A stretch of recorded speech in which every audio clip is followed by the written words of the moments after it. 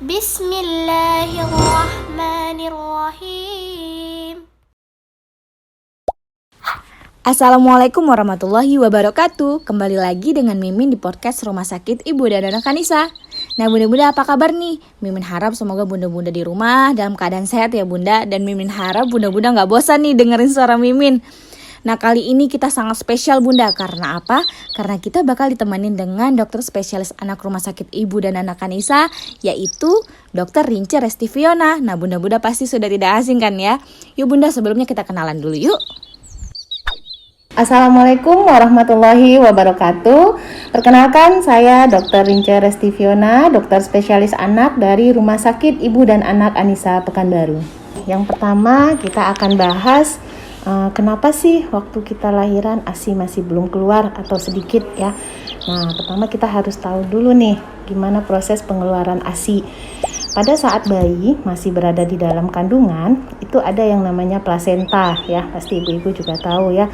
Plasenta itu akan menghasilkan hormon namanya estrogen.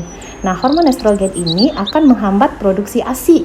Nah, jadi begitu bayi lahir, plasenta juga dilahirkan, kemudian dilakukan pemotongan hormon estrogen yang tadinya ada di dalam tubuh, yaitu di dalam peredaran darah. Nah, pelan-pelan kadarnya akan berkurang, sehingga baru ASI itu baru bisa diproduksi atau dikeluarkan. Jadi, ibu-ibu jangan khawatir kenapa ASI belum keluar pada saat kita baru melahirkan, yaitu tadi karena adanya di situ fungsi dari plasenta yang dia menghasilkan hormon yang masih menghambat pengeluaran dari ASI. Nah, selanjutnya apakah cukup setelah plasenta keluar terus ASI mulai banyak? Nah, ada beberapa hal juga yang berpengaruh, yaitu yang perlu kita ketahui bahwa semakin sering bayi itu disusui ya, itu akan merangsang hormon prolaktin dan hormon oksitosin untuk membantu mengeluarkan ASI. Jadi di sini ada dua hormon yang berperan, yaitu yang pertama prolaktin yang berguna untuk memproduksi ASI, di mana hormon prolaktin ini akan lebih banyak keluar pada malam hari. Dan yang kedua yaitu ada hormon oksitosin. Hormon oksitosin ini akan membantu ASI itu keluar.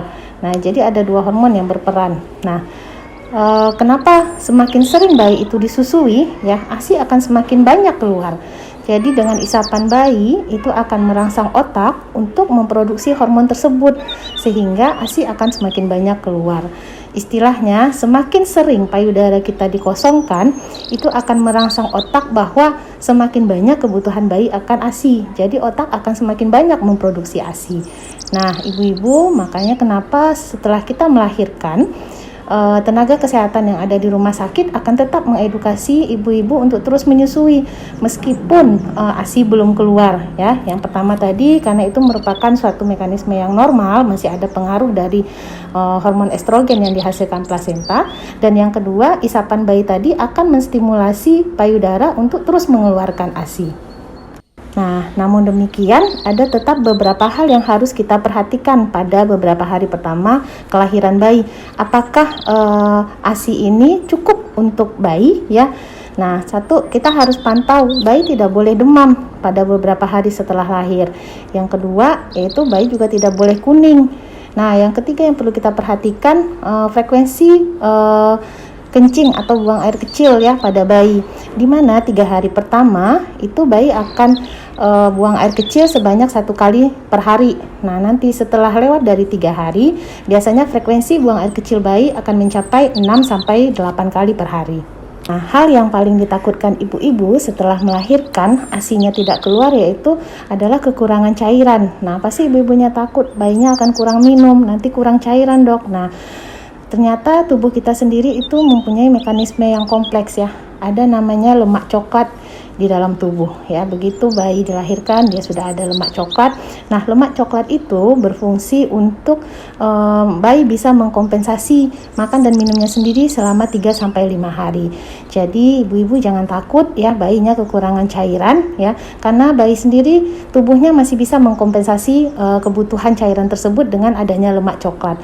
Namun tetap kita harus memantau dan memperhatikan tanda-tanda dehidrasi atau kekurangan cairan yang saya sebutkan tadi, seperti demam, bayi kuning, frekuensi buang air kecilnya yang sedikit atau kental, nah itu menjadi sebuah penanda. Namun demikian, ibu-ibu tidak usah khawatir karena kekhawatiran ibu-ibu sendiri dapat menghambat keluarnya ASI. Yang penting selama menyusui, ibu-ibu harus merasa happy, kemudian susuin bayinya dengan sesering mungkin ya. Kemudian tetap memantau tanda-tanda yang sudah saya sebutkan tadi. Masalah kedua yang sering kita temui adalah keluhan ibu-ibu dengan puting lecet. Nah, puting lecet itu biasa disebabkan paling sering akibat posisi dan perlekatan yang belum benar. Nah, posisi yang benar adalah bayi menghadap ke perut ibu, kemudian bayi menghisap di daerah areola ibu, jadi bayi tidak mengisap pada daerah puting. Nah, yang kedua yang paling sering menyebabkan puting lecet adalah infeksi, terutama jamur ya. Nah, kita harus periksa juga apakah di dalam mulut bayi itu terdapat bercak-bercak putih yang bisa disebabkan oleh adanya infeksi jamur. Nah, untuk mengatasi puting lecet itu dapat dilakukan dengan pemberian edukasi mengenai bagaimana posisi dan pendekatan yang benar. Nah, seandainya jika terdapat infeksi pada daerah puting atau pada mulut bayi, itu mungkin dapat diberikan terapi, tentu dengan cara ibu-ibu dapat berkonsultasi dengan petugas kesehatan seperti dokter, bidan ataupun konselor laktasi. Masalah ketiga yang sering ditemui yaitu payudara bengkak ya. Nah, ada beberapa hal yang dapat menyebabkan payudara ibu menjadi bengkak pada saat menyusui. Yang pertama, tetap posisi dan perlekatan adalah hal penting yang harus ibu-ibu ketahui pada saat menyusui. Karena dengan posisi dan perlekatan yang benar, ini semua bisa teratasi ya. Kenapa? Karena aliran ASI keluar dari payudara dapat berjalan dengan lancar. Nah, yang kedua, pengeluaran ASI yang tidak maksimal, artinya pengosongan payudara yang belum maksimal. Jadi bayi hanya menyusu sebentar terus pindah ke payudara yang lain, atau hanya menyusu sekitar 5-10 menit kemudian bayi tertidur. Nah, sisa ASI yang ada di dalam payudara ya, itu dapat menyebabkan penumpukan ASI selanjutnya. Nah, kenapa dianjurkan ibu-ibu untuk menyusui selama 15-20 menit biasanya ya, atau sampai payudaranya kosong. Nah, yang ketiga yang menyebabkan payudara bengkak adalah penekanan pada daerah payudara. Biasanya penggunaan bra yang menggunakan kawat. Penekanan yang lama pada daerah payudara dapat menghambat keluarnya aliran ASI. Nah, apa yang bisa kita lakukan untuk mencegah payudara bengkak? Yang pertama, pastikan posisi dan perlekatan bayi saat menyusui benar. Kemudian, lakukan pengosongan payudara semaksimal mungkin dan hindari penggunaan bra yang menggunakan kawat. Masalah keempat yang sering dialami yaitu aliran ASI yang deras. Nah, aliran ASI yang deras ini diakibatkan oleh produksi ASI yang banyak. Sebenarnya produksi ASI yang banyak ini yang kita inginkan. Namun apabila kita tidak bisa menata laksana dengan baik ya, ini akan menjadi masalah selama ibu menyusui, karena bayi akan kesulitan saat menyusu. Sebentar-sebentar pasti bayi akan melepas payudara supaya dia bisa bernafas. Jadi ada beberapa hal yang mungkin bisa ibu lakukan apabila produksi ASI-nya terlalu banyak. Sebelum menyusui, sebaiknya ibu memastikan dulu kondisi payudara, apakah penuh terisi dengan ASI, apakah payudaranya tegang.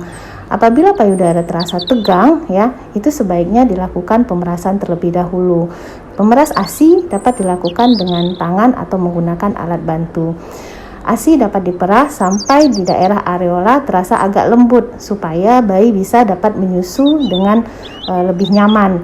Nah, apabila ibu-ibu mengalami produksi ASI yang berlimpah, sebelum menyusui itu sangat dianjurkan untuk memerah ASInya terlebih dahulu dan memposisikan bayi dalam posisi yang benar supaya bayi dapat menyusu dengan lebih nyaman.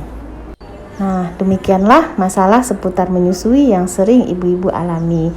Nah, semoga apa yang saya sampaikan tadi itu dapat membantu ibu-ibu untuk mengatasi permasalahan pada saat menyusui. Masya Allah, sangat bermanfaat dan mengedukasi sekali ya apa yang disampaikan oleh dokter kita. Nah, untuk bunda-bunda yang memiliki keluhan lain seputar menyusui atau ingin mendapatkan ilmu seputar menyusui, bisa langsung datang ke Poli Anak Rumah Sakit Ibu dan Anak Anissa. Jumpai deh langsung Dr. Rince Restiviona sebagai dokter spesialis anak dan konselor laktasi ya bunda, untuk berkonsultasi laktasi lebih lanjut. Nah, untuk podcast kali ini kita cukupkan sampai sini ya bun. Semoga bermanfaat untuk bunda-bunda di rumah. Sampai jumpa di podcast selanjutnya. Kita pamit yuk dok. Assalamualaikum warahmatullahi wabarakatuh.